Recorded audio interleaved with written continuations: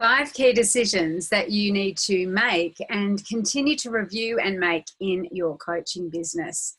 Today, we're going to be looking at 5 key elements that you need to be conscious of as you create and scale and grow your coaching practice.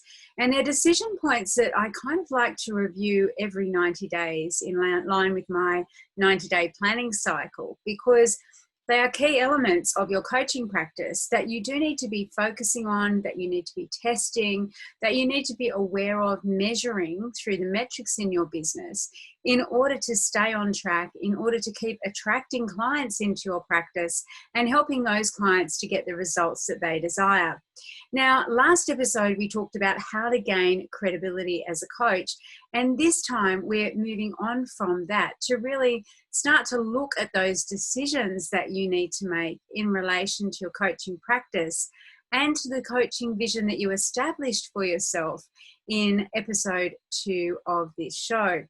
Now, the very first thing that you want to be looking at in terms of these 5 key areas, of course, is who to serve.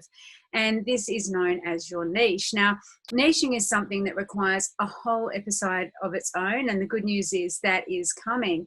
But I really want you at this early stage just to start thinking about who is it that you serve. Now, niching is something that I think a fair number of coaches have a bit of resistance around, because the feeling is, I want to help everyone. I have got so much to share. I've got so many skills, so much knowledge. I just really want to help everyone. And the reality is, of course, that in trying to help everyone, what happens is that you end up helping no one, because no one identifies you as the coach with the expertise that's specific enough to their area that they need help in for them to be able to hire you. It's akin to going to a GP when you have, for example, dislocated your knee. If you need knee surgery, if you need your cruciate ligament repaired, then the GP, the general practitioner, is not the person that you're going to do to have that happen. Of course, you're going to go and you're going to enlist the help, the services of an orthopedic surgeon. And I really want you to think about that as being the key distinction of how you want to be positioning yourself in the marketplace when you define and decide on the niche for your coaching practice. So yes, it is nice to be able to help and serve everyone. And to be that GP and to feel that we have capability to do that. And sure, maybe you do. But what people actually go to for the level of expertise and specialist help and advice that you can provide is they go to that orthopedic surgeon because they've got a very specific issue that they know that person has the expertise to be able to address. So when you're defining your niche, essentially what you're doing is you're putting your stall out and you're saying, here is the name on the door. Here, I'm going to do what it says on the tin of my business. I'm going to be very clear with myself, with my clients, with the marketplace about who it is I serve and how I help them to achieve their goals, to solve their problems, to create that life or that business that they actually desire. And I know for many people, choosing a niche can be counterintuitive, because effectively what you're doing is you're going smaller in order to grow bigger. The more that you niche down and get specific about who it is you serve as a coach, who you help as a coach, the more your name will become synonymous within your field as being the go-to expert in that particular niche for those people. And it is really important that you spend some time going over and really refining and working out what your niche is. And it is an iterative process. At the Mindset Coach Academy, we spend some time very early on in the program in looking at niching, and we continue to refine those niches right throughout our time together. And it is a really interesting process because niching is really about identifying the specific characteristics, the specific demographics, the subset of a subset of a subset of elements that make up those common elements that make up the population that you serve. And so, for example, if people come to me and they say, I serve women who are overwhelmed, that is incredibly broad. You know, at the moment, I think with everything going on in the world, if you asked women, are you overwhelmed? Everyone would put up their hands. And there's a real difference between a woman who's overwhelmed and a mother with 3 children under the age of 3 who's very overwhelmed. Or indeed a bride who's really overwhelmed, having to plan her wedding and having perhaps an interfering mother-in-law. It is the same emotional state, the same feeling that they're in, overwhelm, but the characteristics that distinguish those people are very, very different. And that's an example for state-based coaching. So state-based coaching, we mean emotion. So if you're, for example, focusing on something like helping people to be happier, to get out of overwhelm, to set boundaries, they are state-based coaching areas. But it also applies in things like business. So even something seemingly specific, like I help nutritionists get more leads in their business, is still very general, because we also want our clients to know how we specifically help them to actually do that. So I help nutritionists get more leads in their business through Facebook ads, or I help nutritionists get more leads in their business by helping them to show up authentically online. I help nutritionists get leads in their business by helping them design programs and packages that meet their clients' specific needs. Can you see the difference in those examples? What we really want to do is to get to a level of specificity and granularity so that our clients, our potential clients, know exactly who it is that we work with. And taking some time over your niche statement, and even nutritionists could be further refined, right? So I help nutritionists specializing in the field of gut health, or nutritionists specializing in prenatal nutrition or perimenopausal nutrition. So every element can literally be honed down. Now, obviously, there may come a point where you niche right down to so small and infinitesimally small that you're going to have very few clients, but that rarely ever happens. And again, what I want you to do is to stay tuned for the episode that we're going to do on niching, where you'll have a full worksheet and we're going to go through it hand in hand together, just to really hone and define your niche and make sure that it really lights you up from within, so that when you're actually able to say that little elevator pitch, to tell people who you work with, you're able to articulate it easily and effortlessly, and it is clear for everyone. Now, the next decision that you need to make is, what are you going to serve? So by that I mean, what is the outcome that you help people to achieve? So this again is about being very, very specific about what is the difference? What's the transformation that you're helping your clients to make? Where are you taking them from the present state, and where are you taking them to in terms of their desired state? And being able to articulate this, being able to articulate a very specific outcome is absolutely key, because that's what people are buying. People aren't buying 12 coaching sessions or an immersive experience or a retreat. People are actually buying the outcome. And the clearer you can make that outcome that you're going to help people to achieve, the more effective, again, you're going to be in attracting those ideal clients for you. So you have a niche and you have a very specific outcome that you help people to get to. Now, whether that is an outcome in terms of something that's numeric or quantitative value, such as I help XYZ, insert the niche, get to 10K months, right? How do they know when they're there? They're generating 10K a month. Or whether it is about finding a partner, okay, finding a permanent partner, or whether it's a goal around fitness or health of some description. You need to really articulate that very clearly. And whether that is a quantitative or a qualitative measure, you need to actually be able to define that very clearly for your clients and potential clients so they know specifically what it is that you help them to do. And a lot of coaches these days, they do not go far enough with this description. And again, this is something that we work with during the Mindset Coach certification program.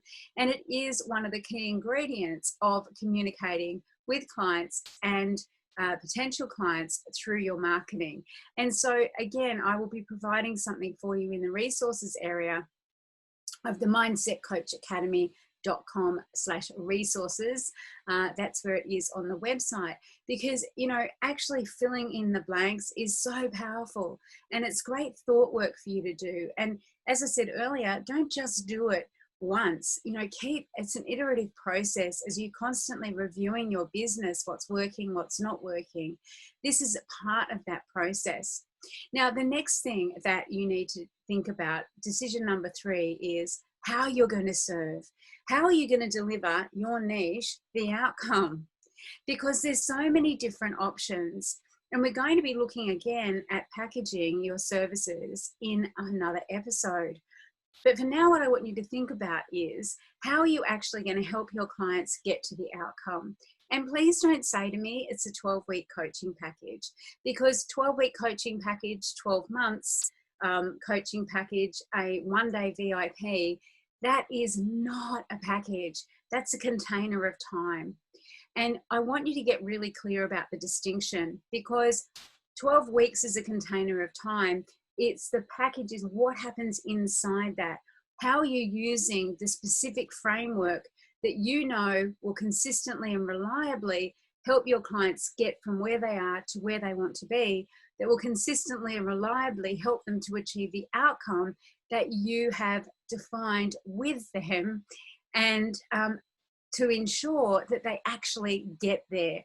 Time and again, I'm dismayed to hear stories of people who've signed up with coaches and not gotten results. The reason is they keep talking and talking about the problem. They don't actually take any action. And worse still, the coach is ill prepared.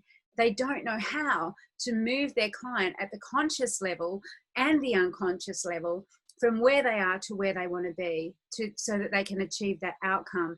They don't know what to do in terms of helping the client with, creating that vision, with understanding their past, with understanding their habits, their beliefs, their values, their behaviors, and how they interrelate and how they can be changed to help the client to achieve their goal. And so having that framework and defining that package is so important for you. And it's not just going to be an arbitrary thing that you're going to pull out of the air because everyone else is offering a container of time of 3 months.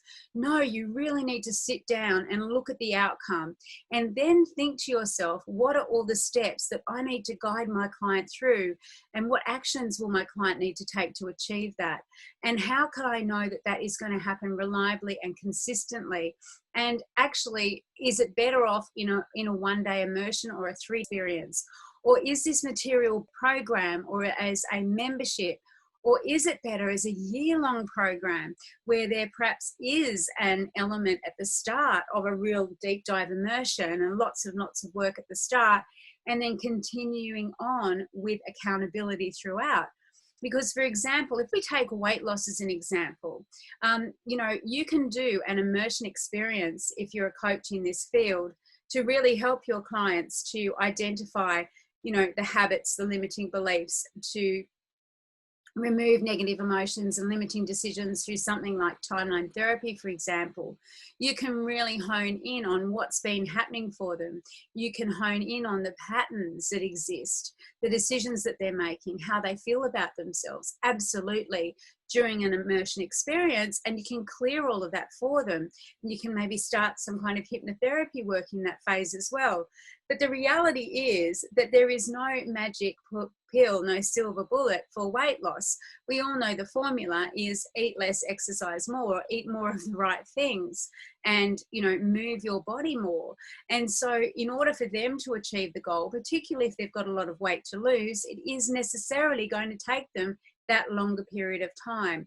So what you want to be able to do when you're thinking about the way you package your services is how much time will it take to create that outcome for my client to achieve the goal or goals that they desire, and you work within that. So this does require some thought work, and it's not even just about what time's available in your own diary, right? It has to be consistent with the time frame, has to be consistent with you're helping that client achieve that outcome. Now, the next thing is when to serve, and again, this is about time. You really want to start to think about making decisions around when are you going to be working in your business, and with those packages and those containers of time, how do they work for you? You know, do you want to be someone who's offering, for example, a group program 3 times a year, 4 times a year? How does it interact with the other things that you're offering in your business? Are you someone perhaps who prefers to work in a way where you have one immersive client every fortnight? Or perhaps you do have a series of 6 places available every 3 months, and then you have a month off, or in that month you do something else with clients, perhaps a couple of VIP days or immersions. I really also want you to think about, in the context of the work you do, the outcome you provide, when are the times that people are most likely to recognize, to know that they need your help? You know, there are very seasonal things, and I guess, you know, Get That Bikini Body is one of the ads that we see all the time, or at New Year, there's a whole lot about creating a new you, for example. When seasonally does it make sense for you to be running certain things in your business? And I want you to make those decisions based not just on when it makes sense for your clients and the outcome you're wanting to help your clients achieve, but also in the context that we looked at way back, I think it was in episode 2, around your own vision. You know, when are you a parent? Do you want to be having school holidays off? Do you maybe only want to work 6 months of the year? Are you someone who wants to work evenings? You know, you need to think about all these things when you're putting together and crafting your services, your niche, your package, and all of those things. So these are foundational thoughts that I want you to start having, and decisions that you need to be making in your coaching practice. As I said, we are going to expand on them in future episodes, but it's really important to get your head around these things as foundational elements. And the final thing I want to leave you with in terms of the 5th decision is, what is your positioning in the marketplace? Where are you as a business going to position yourself in the marketplace? And I'm not talking about niche here. What I'm talking about here is your positioning going to be, what end of the market are you going to be? Are you going to be at the easily accessible, financially affordable end of the marketplace? Or are you going to be at the luxury end of the marketplace? The reality is, of course, that people will pay £50, $50, and people will pay £50,000 and $50,000 for things, and everything in between. And what I want you to think about is, where do you sit? Where does the outcome, where does the niche sit in the marketplace for you? And, you know, is it higher volume, or less volume sales that you want to have in terms of your coaching practice? What's the mix? What's the financial dynamic and the mix between all of those different products and services that you offer? Again, we're going to dive more deeply into this in subsequent episodes, where we look at how you actually mix up the products and services at different price points that you're offering in your business. But I do really want you to think about it. Where are you in the marketplace? Where do you want to position yourself? And what's the rationale for that too? You know, do you want to be more on the budget airline end of the market, or do you want to be on the hiring a private jet, flying first class end of the market? Whereabouts do you want to sit? And there is absolutely no right or wrong for this. It is simply about thinking about, what is your niche? Who are you serving? What's the outcome? What's the container of time? And how are you actually going to serve your clients in a way that is going to credibly, reliably help them to get results, and that aligns with your own identity as a coach, your own values and beliefs, and that really is something that will bring in abundance and financial security into your own business. Because after all, we are coaches, we are in business, we love helping people, coaching is a calling, and we do still need to generate revenue in our coaching practices. So those 5 decisions, I'm going to leave you with those today. I will just repeat them back for you again. And as I said, we'll be doing more work on each of them. The first one is, who are you going to serve? That's your niche. The next one is, what are you going to serve? What is the outcome? The third one is, how are you going to serve it? What container are you going to put that in? How are you going to package that outcome? The fourth one is, when are you going to serve it? In what time frame does it need to be served? And also, what time of year? Is it seasonal or not? And the fifth one is, what is your positioning in the marketplace? Where do you fit on either end of that spectrum? It's a sliding scale. You could be somewhere in the middle. So whether you're a new coach or an aspiring coach, or whether you've already got an established coaching practice, I want you to sit down, answer these questions. And it's something that we will be doing every 90 days as part of the 90-day planning process, because it's so important that we do make some strategic business decisions in our coaching practices so that we can thrive and our clients can thrive too. I'll see you next week. Bye for now.